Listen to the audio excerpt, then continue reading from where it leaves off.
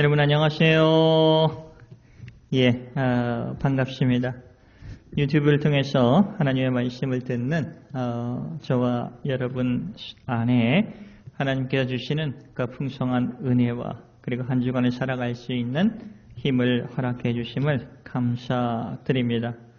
오늘은 시편 64편 말씀을 가지고 숨겨주시는 하나님, 우리의 삶의 현장 속에서 우리를 숨겨주시고 지켜주시고 그리고 먼저 저희보다 삶의 현장 속에 가셔서 싸워주시고 길을 열어주시는 그 하나님을 믿는 저희들이 얼마나 기쁜가 감사한가 하는 것을 여러분 좀 느꼈으면 좋겠고 그런 고백 속에서 한 주간을 좀 사셨으면 좋겠습니다.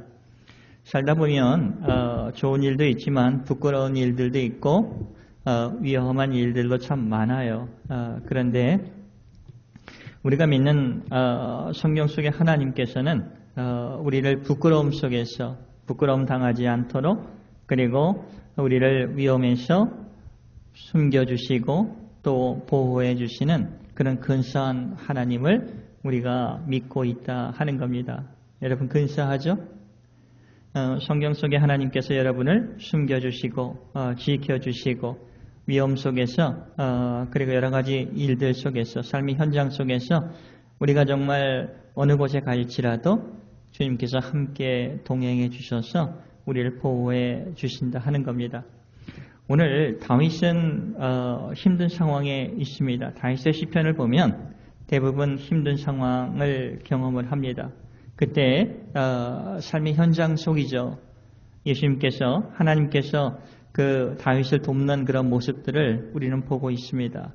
그는 부르짖을 때가 참 많아요. 도와달라고 합니다. 그러면서 하나님이 도와주셨을 때 주님이 나의 도움이 되시고 나를 또 숨겨주시고 또 나를 보호해 주시고 이런 고백을 합니다. 그래서 우리는 그 다윗의 고백을 통해서 우리를 돌봐주시고 숨겨주시고 그리고 감추어 주시는 그 아버지 하나님을 우리가 볼 수가 있는 거예요. 그래서 오늘 시편 64편 말씀을 함께 우리가 하나님의 말씀으로 받으면서 저와 여러분 위에 많은 위로가 있었으면 좋겠습니다. 우리가 살아가는 게 그렇게 쉽지는 않아요. 그래서 오늘도 일주일간의 삶 속에서 주님이 우리를 감추어 주시고 숨겨 주시고 위로해 주시는 그 하나님을 의지하면서 또 한 발 한 발 내딛었으면 좋겠다 하는 겁니다. 1절 말씀을 볼까요? 다윗이 이런 고백을 합니다. 하나님이여 내가 근심하는 소리를 들으시고 기도하는 거죠. 하나님을 향해서 나의 그 위험한 상황에서 나를 구해달라고 하는 그 기도의 목소리입니다.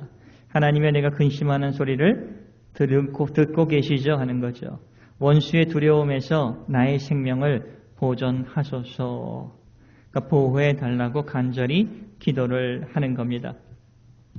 저는 다윗이 완벽한 사람은 아닙니다.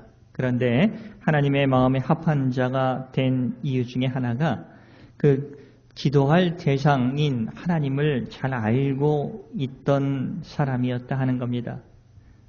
기도할 대상을 잘 알고 있었어요. 자신은 부족하지만 하나님께서 채워주시고 인도해 주시고 자신의 기도를 들어주시는 분이시다 하는 것을 다윗은 잘 알고 있었고 그래서 고백을 하는 겁니다. 저와 여러분에게 크리스찬에게 기도할 대상이 있는 것이 얼마나 감사한가 하는 겁니다. 그 기도할 대상이 누구죠? 하나님이시죠. 성경 속에 계시는 하나님이십니다. 하나님께서 우리의 기도를 들어주시는 분입니다. 저와 여러분이 삶의 현장 속에서 많은 여러 가지 일들이 있을 때 우리가 기도할 대상이 없다고 한다면 우리가 얼마나 낭망이 되겠습니까? 그렇죠? 그러나 우리 크리스천들에게는 천지 만물을 창조하신 살아계신 여호와 하나님께서 계십니다. 그래서 우리는 그분께 구하고 도움을 청하는 거예요. 그럴 때마다 하나님께서 응답을 해 주시는 거죠. 그 응답해 주시는 그런 어떤 응답 방법 중에서 우리를 숨겨주시고 또 하나님께서 먼저 가셔서 싸워주시고 길을 정리해 주시고 이런 일들을 우리가 삶의 현장 속에서 우리가 보고 느낄 수 있다 하는 겁니다. 이 사실은 이와 같은 진실은 우리 믿는 자들에게 큰 특권이면서 큰 복이라 하는 거죠. 2절에서 5절까지 보면 다윗을 꽤 압박하고 또 뒷담화를 치면서 아마도 다윗이 이제 나이가 들어서 힘이 떨어졌을 때가 아닌가 하는 생각이 들어요. 그러면 그 부하들의 마음속에서 속으로 그럽니다. 저 다윗이 죽으면 다음에 왕은 누구인가? 왕자들이 참 많죠. 그래서 압살롬에 붙는 사람이 있고, 그렇죠. 이렇게 한 사람 한 사람 붙는 거예요. 그러면서 온갖 비방의 말을 하는 거죠. 2절 말씀을 볼까요? 주도 면밀하게 의도적으로 고의적으로 다윗을 해치려고 하는 그런 상황이에요. 2절에 보니까 주는 악을 꾀하는 자들의 음모에서 나를 숨겨주시고, 그렇죠. 악한 음모를 꾀하는 거예요. 압살롬의 쿠데타가 있었죠. 그래서 옷도 제대로 못 입고 도망을 가서 또 오랜 기간 동안 있다가 하나님께서 싸우셔서 이겨주시고, 그렇죠. 그게 다시 왕궁으로 복귀하는 그런 장면들이 있습니다. 아마 그런 때를 기억하고 이 시편을 기록하지 않았을까 하는 생각도 듭니다. 주는 악을 꾀하는 자들의 음모에서 나를 숨겨주시고 악을 행하는 자들의 소동에서 나를 감추어 주소서. 그렇죠. 감추어 달라고 간구하는 거예요. 사울 왕에게 젊은 다윗이 쫓겨서 10년 동안 도망 생활할 때도 정말 사울의 군사들에게는 다윗이 보이지 않았습니다. 그래서 감추어 주시는 하나님, 나를 숨겨 주시는 하나님, 나의 삶의 현장에서 보호해 주시고 자신을 따르던 그 부하들을 감추어 주었던 그 하나님을 다윗은 기억하고 있었던 겁니다. 3절의 말씀을 보면 그들이 다윗을 음모하려고 하고 다윗을 압박을 했던 사람들이 칼같이 자기 혀를 연마하여 화살같이 독한 말을 겨누고, 그러니까 말로써 이렇게 하는 거죠. 공격을 하는 거죠. 4절 숨은 곳에서 온전한 자를 쏘며 갑자기 쏘고 두려워하지 아니하는도다. 두려워하지도 않아요. 예를 들면 이제 다윗이 70에 이 세상을 떠서 하나님의 품으로 가는데 이제 나이가 한 68 정도 되면은 이제 잠을 자도 따뜻하지 않고 온기가 없다고 추워서 그런 장면들을 우리가 열왕기 상을 보면 이제 볼 수가 있어요.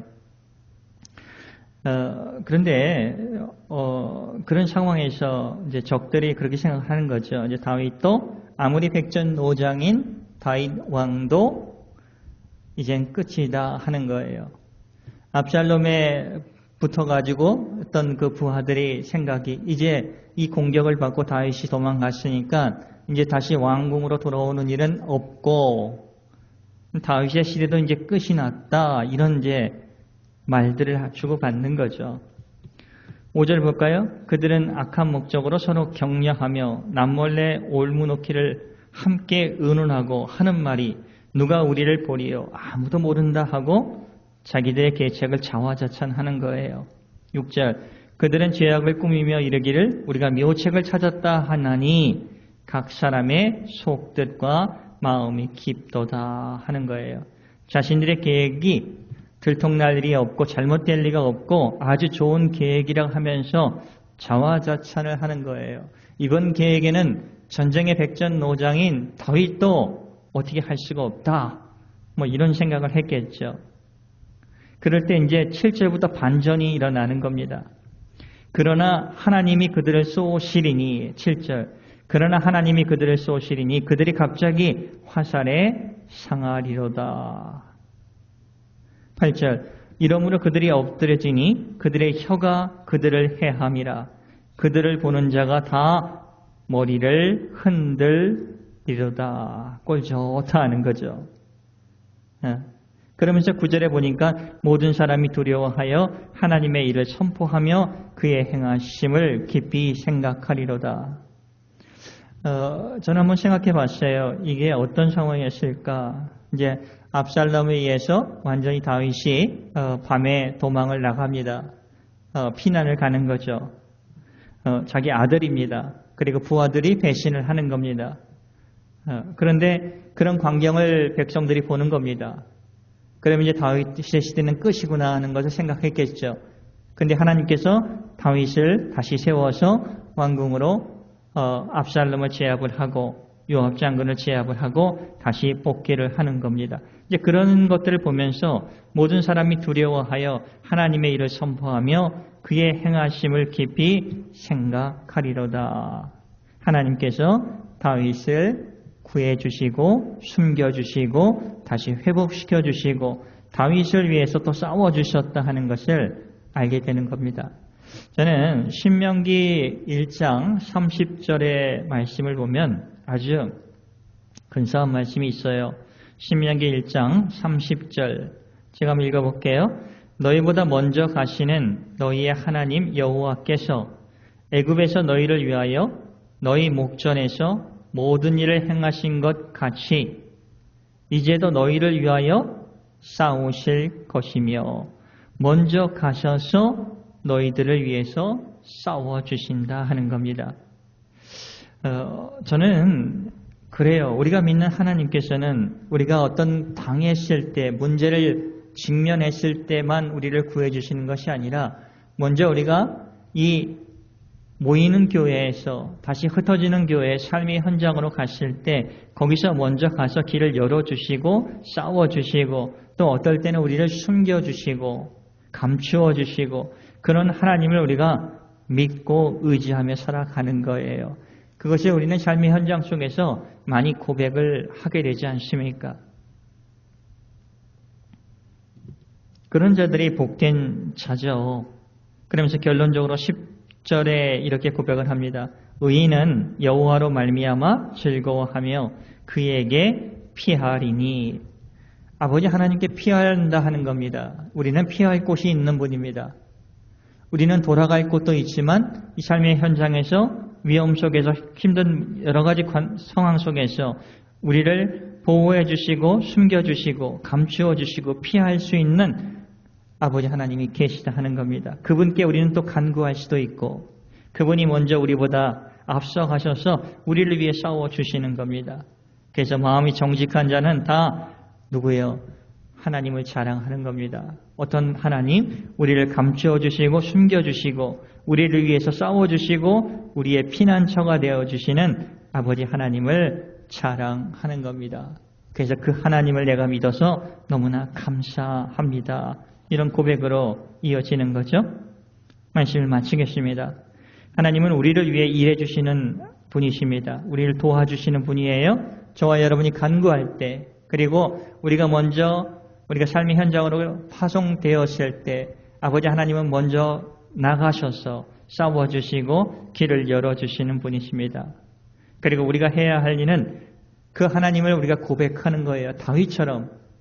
다윗이 얼마나 그 비참했던 상황입니까? 근데 하나님께서 유탄시켜서 다시 왕의 자리로 돌아가게 하실 때 사람들이 아버지 하나님을 찬송했던 그것처럼 우리의 삶에 고난이 있을지라도 우리가 주님에 의해서 주님이 우리를 격려해 주시고 감추어 주시고 회복시켜 주심을 통해서 도와주심을 통해서 많은 사람들이 주 하나님을 자랑하게 되고 감사하게 될 것입니다.